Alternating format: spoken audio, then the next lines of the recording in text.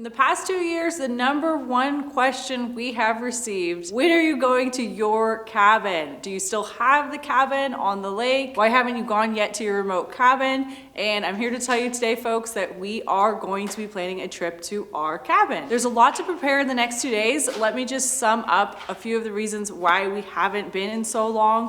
Firstly is weather. So the conditions have to be just right because you are traveling on a frozen river. And this year in that region of Alaska, they've had ice, open water, and overflow. All conditions that aren't ideal for Eric and I to travel via snow machine. The second reason is just the sheer distance. So it is a 7-hour drive, and then it's another additional like 3-hour snow machine ride out there. The amount of time that we'd be gone from our cabin is a minimum of 3 to 4 days, and that's if we rushed. And we really haven't been set up to leave our house and our property until just recently. Thirdly was our dogs. So this is an intense trip. We learned a lot over the years, and it was rough to bring them out that far. It's 50+ miles. Eric and I just got to the point where we decided that wasn't something we were willing to do with them anymore in their old age. So that brings us to this point, and we think that we're finally able to make this happen.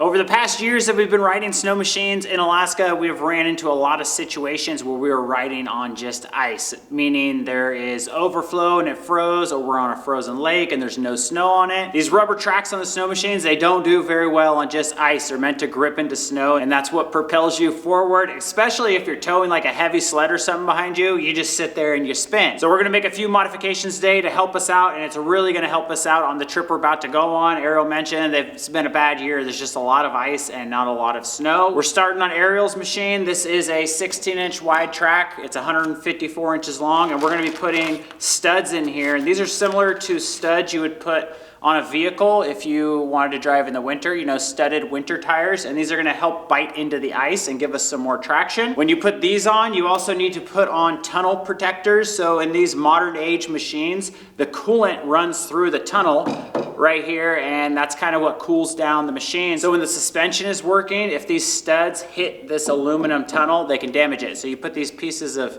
I guess they're just plastic in there so they don't damage your aluminum tunnel. And then also when you're riding on just ice, you're not getting that snow that's kind of flying up in here and cooling down the machine. So you can have problems with your machines overheating. Ours do have fans on them, so it shouldn't be too big of an issue, but we did pick up some ice scratchers that we're gonna put on. And these basically just dig into the ice and they kick up the ice on the track and cool down the machine.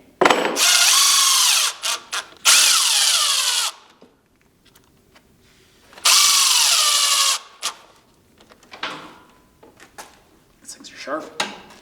Show some gloves? No. What was that?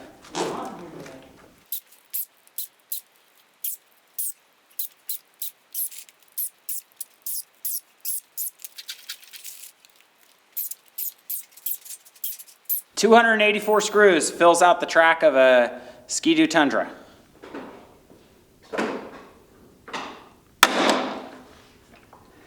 It's like the easiest thing you could put on in the world. If your suspension goes, it's gonna hit right here. Oh, what happens if you listen to this bolt right here?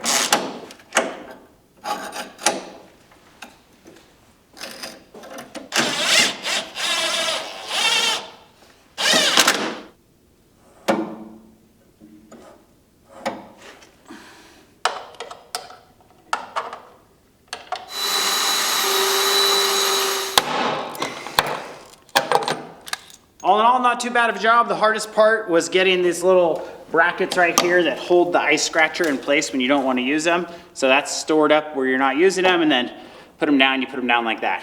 Everything else went pretty smooth. Now we just got to repeat the process on the other machine.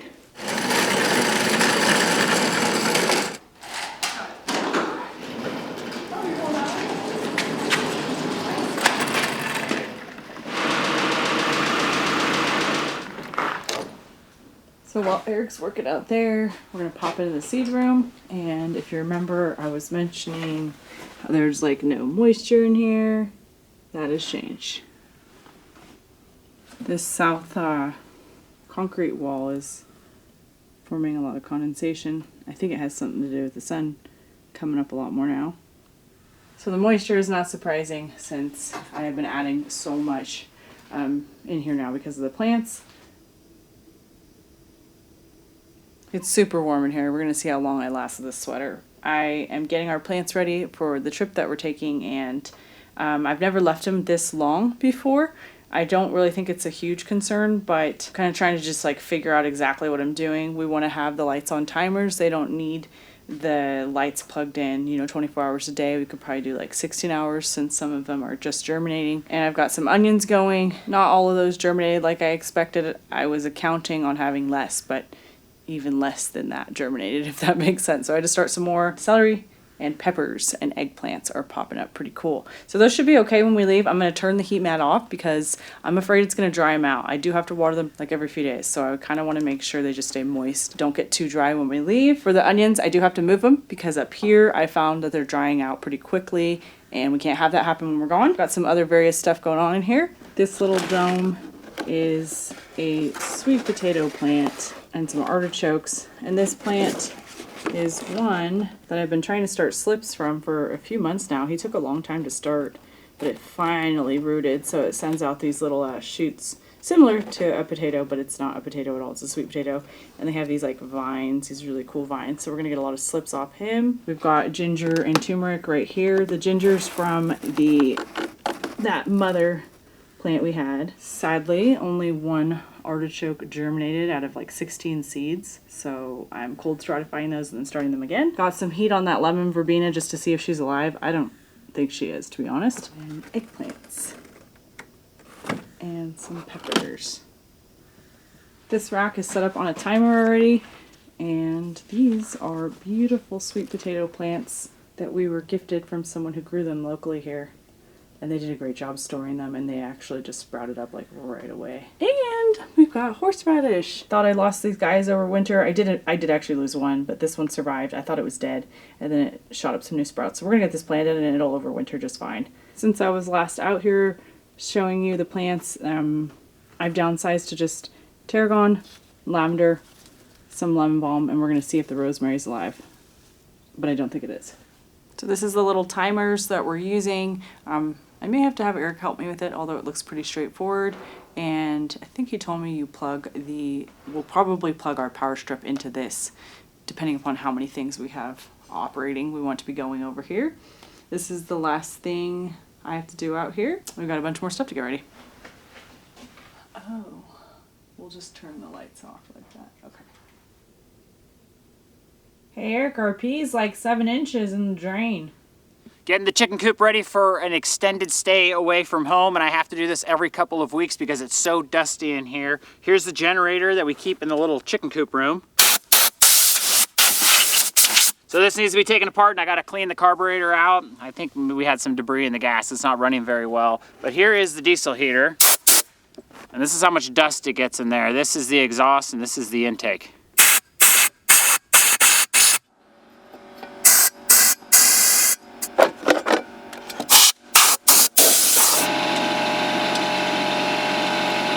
That's the glow plug I just pulled out when I clean this thing. I do it 2 different ways. I do like a quick one, which I'm doing right now, and then you can also take the whole entire thing apart, but I don't think it needs it quite yet. Down where the glow plug goes, it's kind of hard to see in there, but there is a little screen. There's a little hole on the side where it needs to stay open. That's where it gets air and it does its combustion. When that hole gets closed up with soot, it has a hard time starting, and you'll get an error code 8, and it'll just be blowing smoke because it's not gonna ignite the fuel in there. It's not too bad now. There's definitely a little bit of stuff in there. I clean it out with this little tool, this little pick. Blow this one more time out with the air compressor, and she'll be ready to go.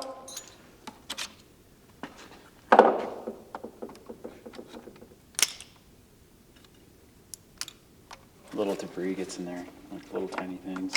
Here, take it apart.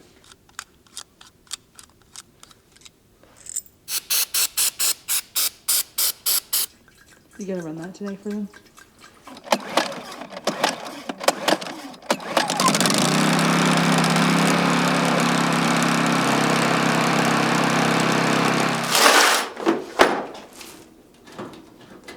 Don't like how you just look like a little mechanic running around, like from one thing to the next. If you caught our last video, which was when we tested all of our heat sources, you'd know that we were having a couple problems with the toilet boiler. We have fixed things, it's running smoothly, everything's great, but we are going to test our pressure that we're getting from the fuel pump. We ended up getting one of the little pressure gauges. These Toyos, they run at an amazingly high pressure. You're supposed to have it at 192 PSI. I talked to one of the guys where we got this, and he was saying that much buildup, all the soot we were having in here and the little bit of black coming out the exhaust is, I guess, kind of premature for how little of use this has. He recommended putting one of these on, seeing what PSI we're at. He said we could be a little too high, like it was getting too much fuel, or we could be a little too low. Pretty simple to put in. We're just gonna take out this little connection in the center. We'll put it on, we'll let it run for a little bit, make sure there's no air or anything in there, and then we'll monitor it and see if we're at that 192. If we're not, we'll make some adjustments. Yeah, you gotta like look at it from down here. I know, it's really weird. Maybe we... So where is 192? Supposed to let it run for a couple minutes, but it's too high. It's way higher. It's like at 220. Whoa. So you're supposed to let it run for about 5 minutes. If you're getting needle bounce, but we're not. It's super steady. It's just sitting there. What happens with the remainder fuel then when it's sucking it too much? There's too much fuel going into it, and some of it goes all of it. unburned and just gets... So it wasted? Not wasted, it just gets dirty in there. Still, it's at 210, it's at 215. So let's adjust it. There we go, we're fixing stuff by ourselves here. That's 192 on the spot, right? We're gonna let it fire up one more time, make sure we're sitting at that 192 PSI, and then we'll take the gauge off. You don't wanna leave that on there the whole entire time. We'll put the little piece back in, we'll put her back together. She's firing up now. 192, consistent. Yay.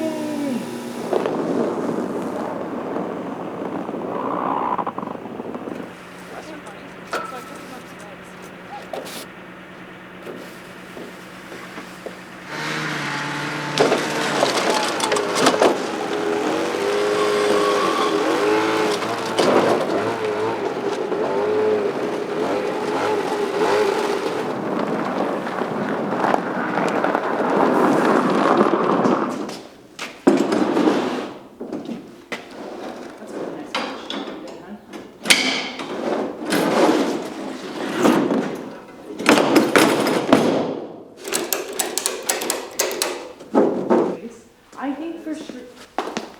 Hi! Hi! You really decked me in the first one. You really decked me, I'm afraid.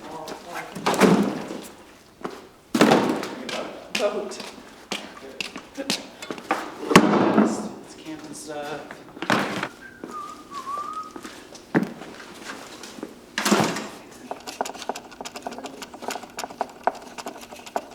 We're gonna be trying to catch some dinner when we go out to the cabin, and we're bringing some new tip-ups that we got not too long ago. These are the Freybill brand, pretty popular ice fishing brand, but these ones are a little different. They're insulated so your hole doesn't freeze as fast, and they're also round and they fold up and go into a 5-gallon bucket, which kind of protects them if you're going on a long bumpy ride, which I'm expecting we will be doing. We're putting some line on here that I like to use. This is called Fire Line. I think it's by Berkley, and we're doing 30-pound test on here.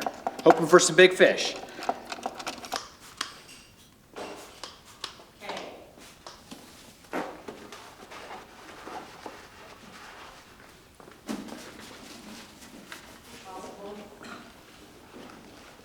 Do you need any extras of this kind of stuff? Or probably not.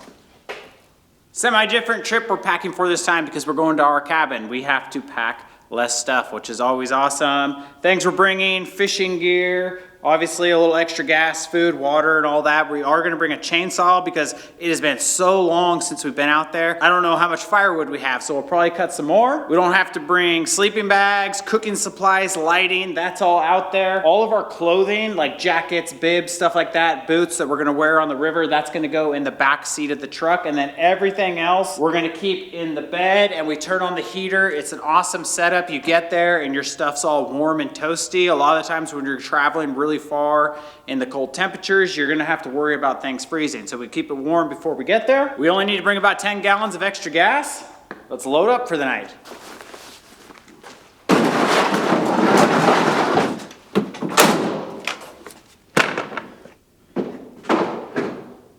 This is is Vulture. She's in a cage, and I figured I would tell you why this time.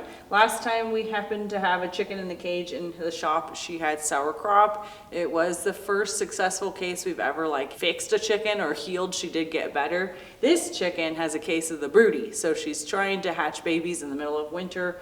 A lot of our chickens do that pretty much year round. So because she's been doing it for about a week and a half and we're gonna go on a trip for a week, we didn't want to let her sit on those eggs and basically not eat very much. So we've got 3 nights to try and put her in this cage and hope that she will break her broodiness, is what they call it. It's super cool to have the shop to do this because in the past we have done this in our house. We're gonna pick back up with her packing tomorrow.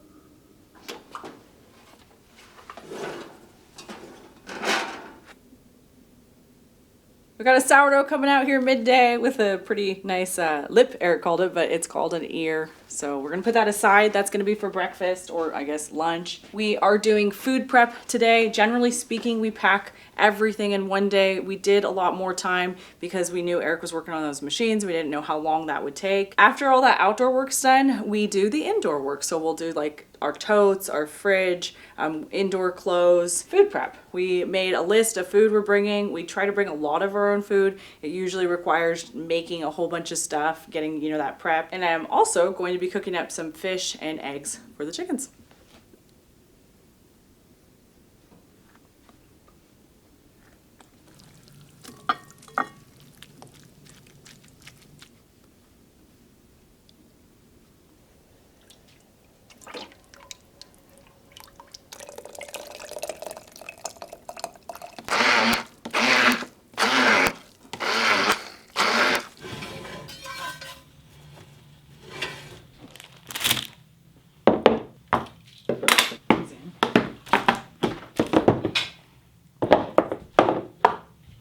That took significantly longer than we expected. Eric wanted to make some hummus, so we got some garbanzo beans soaking and we made some fresh hummus to bring out there. We have some really cool food we're bringing this time. If we're bringing bread, we try to bake them ahead of time. Sometimes we'll bring like store-bought tortillas, or sometimes we'll make tortillas out there if it's something that you can bring in like a glass jar like this. So this is an actual waffle mix. It's all the dry ingredients. Got like a dumpling mix, and then we just add the wet ingredients when we're out there. We did pita bread today for our chicken salad. That chicken in a jar has been like our go-to. We don't have that many left because we've just been flying through them, and it's awesome. You can make something like that, and then with the broth and that fat, you can make gravy. So I actually made some gravy to bring out there. We've got biscuits. They're over here in this container. We've got some rolls for sloppy joes, some vegetables, other canned food, some fun things that Eric wanted to bring out there to eat, coffee, eggs. And eggs, you have to be kind of careful while transporting them. We have these with, I think they've got some paper towels in them. Let me see. Sometimes what you can do as a backup plan is you can put them in a jar and just kind of count on them being scrambled when you get there if you don't want to chance them being broken. But this seems to work pretty well. That's it. We were trying to get to bed early tonight, and it's already, I'm pretty sure, 9 p.m. That's mackerel. What's this one? That's like a caviar type thing. Like a pate. I'm gonna bring them all.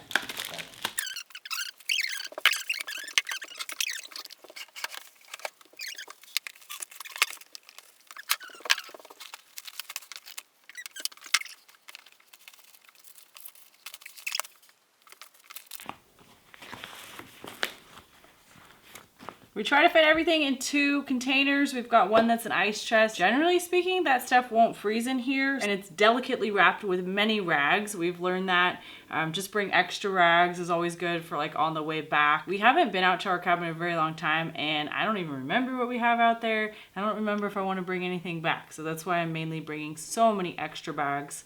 It's always a good idea too, just extra padding. This tote, I've got those dry breads in here. We try to put our clothes in here if it'll fit. This time it's just not gonna fit. So I have some extra right here, and that can ride in the sled. We've got batteries, flashlights, like garbage bags, paper towels, cooking stuff, just a whole slew of things. We have a puzzle in there as well. We're gonna snap these down and these are ready to head over to the shop. Got that? That's heavy. Yeah, that is. That's like 80 pounds. Whoa, what are we packing, man? It's no joke. The truck's loaded. Eric made sure to charge our equipment and tech gear earlier today. So we're also loading that up and we want to keep it warm inside the truck. We've got a drone, we've got a tripod, a GoPro, one camera backpack, and we also have another camera backpack. And we also organized some of our gear for when we actually launch, just to make getting clothed a little easier. We're gonna try and tackle the chickens tonight too, with the exception of our one broody girl. We're probably gonna put her in the morning because it looks like she's still broody, but we're gonna bring all their food over and then we won't have to worry about that tomorrow. Think about that pellet feeder. I'm just thinking there's only a little left in it, but I'm just gonna not even. They obviously knocked it on the ground, so it's on the ground. Yeah, they're jerks. It's all over.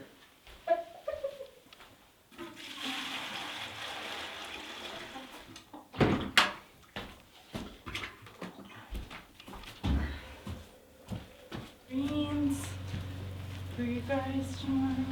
I got some stuff we're gonna put over here. I don't know where I'm gonna put it. I may put it, see, I got one right here. I may put it, that should be enough. We've got 2 big waters in here and an extra little nipple water. We also have 6 bowls of food and they have some pellet feeders. The diesel heater's all filled up with fuel. They should be good for the trip. What happened to this one?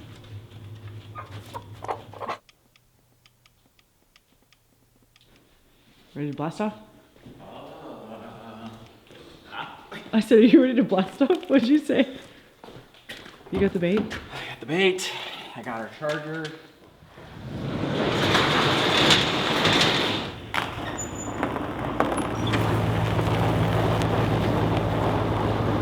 Late to bed and early to rise. We're hoping for some decent conditions on the river today and a great time out at the cabin. We'll see you there.